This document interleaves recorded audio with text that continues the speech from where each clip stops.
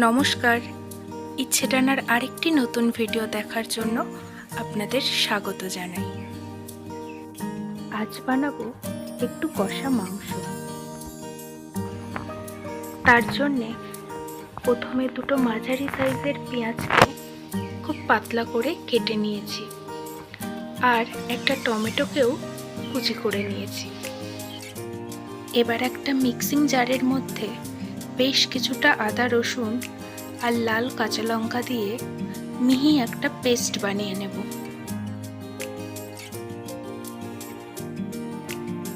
মাংসের আলু খেতে খুবই ভালো লাগে, তাই বেশ কয়েক পিস আলু একটু মোটা মোটা করে কেটে নিয়েছি। এবার কড়াইতে কিছুটা পরিমাণ সর্ষের তেল দিয়ে দেব। তেলটা একটু গরম হয়ে গেলে ওর মধ্যে আলুর পিসগুলো দিয়ে দেব।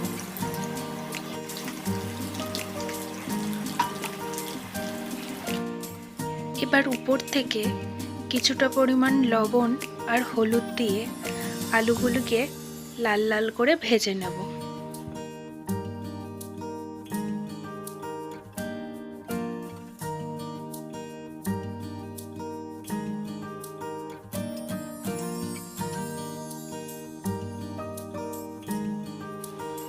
আলুগুলিকে ঢাকা দিয়ে দিয়ে ভালো করে ভেজে নিয়েছি।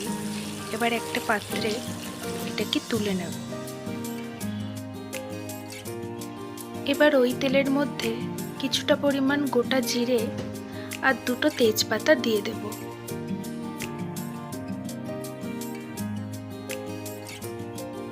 এবার তেলের মধ্যে টমেটো কুচিগুলো দিয়ে দেব।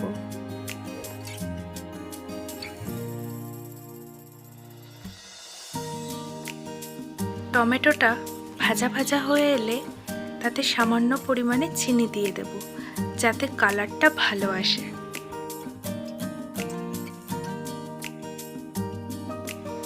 এবার এর মধ্যে পেঁয়াজ কুচিগুলো দিয়ে দেব।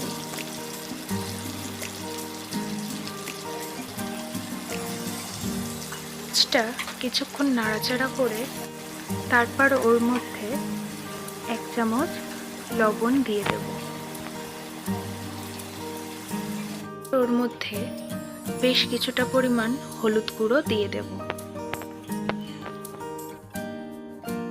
আবার এটাকে মিশিয়ে নিয়ে কিছুক্ষণের জন্য ঢাকনা চাপা দিয়ে দেব। ঢাকনা খুলে দেখার পর পেঁয়াজগুলো বেশ সিদ্ধ হয়ে গেলে এর মধ্যে বেটে রাখা আদা রসুন আর কাঁচা লঙ্কার পেস্টটা দিয়ে দেব।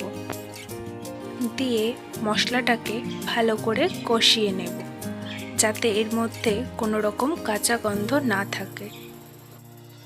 বেশ কিছুক্ষণ কষানোর পর এবার এর মধ্যে 1 চামচ জিরে গুঁড়ো ও 1 চামচের একটু কম ধনে গুঁড়ো দিয়ে দেব। দিয়ে এটাকে ভালো করে কষাতে থাক। এবার এর মধ্যে 1 চামচ মিট মশলা দিয়ে দেব। দিয়ে মশলাটাকে আরও 5-7 মিনিট ভালো করে কষিয়ে নেব। এটা ভালো করে কষানো হয়ে গেলে এর মধ্যে ধুয়ে রাখা মাংসগুলো দিয়ে দেব।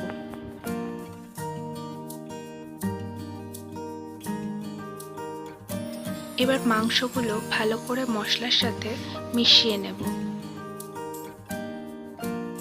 এবার একটা ঢাকনা চাপা দিয়ে দেব, যাতে এটি থেকে জল ছেড়ে যায়। ঢাকনা খুলে খুন্তির সাহায্যে আবার এটিকে একটু উল্টিয়ে পাল্টিয়ে দেব। বেশ কিছুক্ষণ কষানোর পর মাংস থেকে বেশ কিছুটা পরিমাণ জল ছেড়ে গিয়েছে। এবার এর মধ্যে ভেজে রাখা আলুগুলো দিয়ে দেব। ভেজে রাখা আলুগুলো দিয়ে আবার উল্টিয়ে পাল্টিয়ে দিয়ে ঢাকা চাপা দিয়ে আলু ও মাংসগুলো সিদ্ধর জন্য অপেক্ষা করব। 10 মিনিট এটাকে ভালোভাবে কষিয়ে নেওয়ার পর মাংসের জলটা অনেকটা শুকিয়ে এলে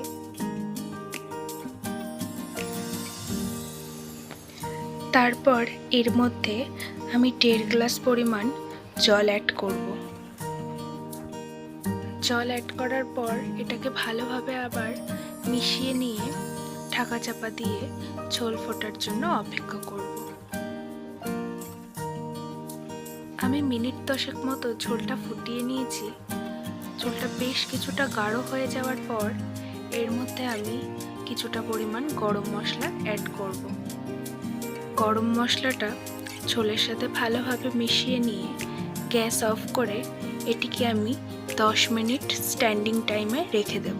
এবার গরম গরম পরিবেশন করে দেব। ভিডিওটি দেখার জন্য ধন্যবাদ।